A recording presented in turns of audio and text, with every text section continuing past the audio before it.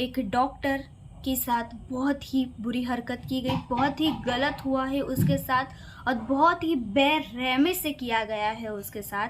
मतलब सोच के ही इतने सारे गूज़बम्प्स आ रहे। एक बार खुद को उसकी जगह पे रख के सोचो कि उसके साथ उसने उस रात क्या क्या बीती होंगी उसके साथ, और उनके घर वालों को ये पता चला तो उनके ऊपर क्या बीती होंगी। जब वो रात को अपनी ड्यूटी कंप्लीट करने जाती है, वो 2 दिन से सोई नहीं थी, 36 घंटे वो अपनी ड्यूटी इतने ईमानदारी से पूरी कर रही थी। बस थोड़ा सा रेस्ट करने वो सेमिनार हॉल में जाती है और रात के 3 बजे उसके साथ बहुत ही घिनौनी हरकत की जाती है। उसके लेग के बोन्स जो है वो गंदे तरीके से टूट चुके थे, उसके प्राइवेट पार्ट्स, आँख से खून आ रहा था, उसका चश्मा टूट चुका था, चश्मे की जो कांच थी वो तक आंखों में घुस चुकी थी, उसके आंख के ऊपर एक भी कपड़ा नहीं था। सोचो वो लड़की ने उस रात क्या सहन किया होगा। और बहुत ही अच्छे तरीके से उन्होंने अपने घर वालों को सुबह में फ़ोन करके बोला कि आपकी बेटी तो बीमार है, आप जल्दी से हॉस्पिटल आ जाए।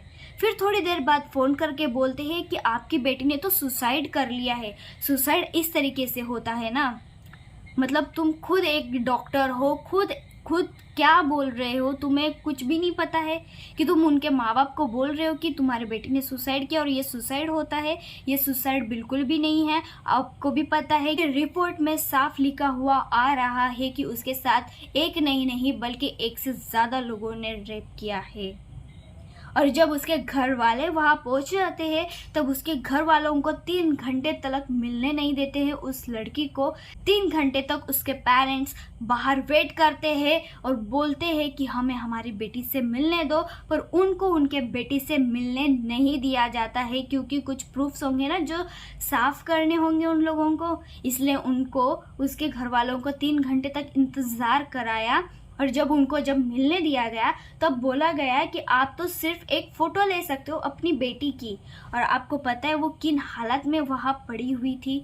उसके ऊपर कपड़े नहीं थे, उसके आंखों से खून निकल रहा था, उसके बॉडी पे इंजरीज थे और बहुत ही बुरी हालत कर वहाँ पे थी। और इस हालत में उसके पिताजी ने, उसके माँ ने उसको इस हालत में देखा।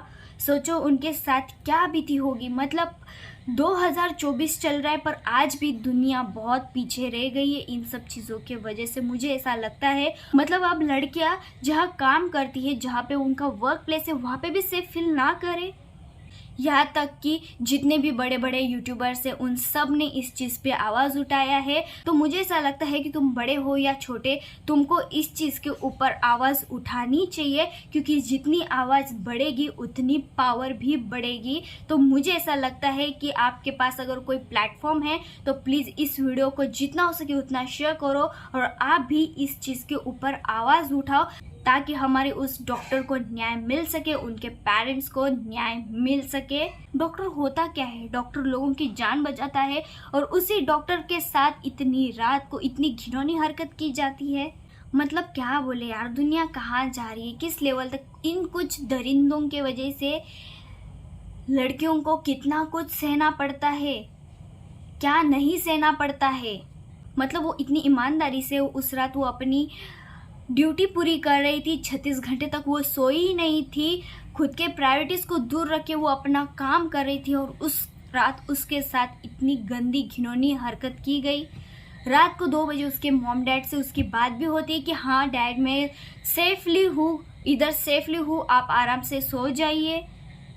और उसके बाद वो कुली के साथ खाना खाती है, फिर वो सब मरीजों को देखती है, राउंड अप पे जाती है। देन वो जब आराम करने एक सेमिनार हॉल में जाती है, जब उसकी आंख लग जाती है, क्योंकि ऑब्वियसली बात है आंख तो लगेगी ही, इतने टाइम से वो जग के काम कर रही तो आंख तो लगनी ही थी।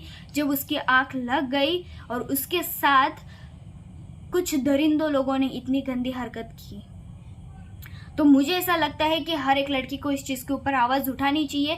और उन लड़कियों को मैं बताना चाहती हूँ कि कोई भी चीज़ आपको खुद के अंदर रखने की ज़रूरत नहीं है। प्लीज़ कम से कम अपने पेरेंट्स को बताओ, अपने पेरेंट्स के साथ हर चीज़ें शेयर करो, वो आपका साथ ज़रूर देंगे। तो प्लीज़ कोई भी चीज़ के लिए डरना नहीं है। जो भी आपके साथ होता है वो आप अपने पेरेंट्स के साथ ज़रूर शेयर करिए बात आगे बढ़ने से पहले। प्लीज़ अपने पेरेंट्स के साथ जो भी चीज़ अगर आपके साथ कुछ गलत होता है तो पहले ही शेयर करो, और जितना हो सके उतना इस वीडियो को शेयर करो। और अगर आपके पास भी कोई प्लेटफॉर्म है तो आप भी इस चीज़ के ऊपर आवाज़ ज़रूर उठाओ।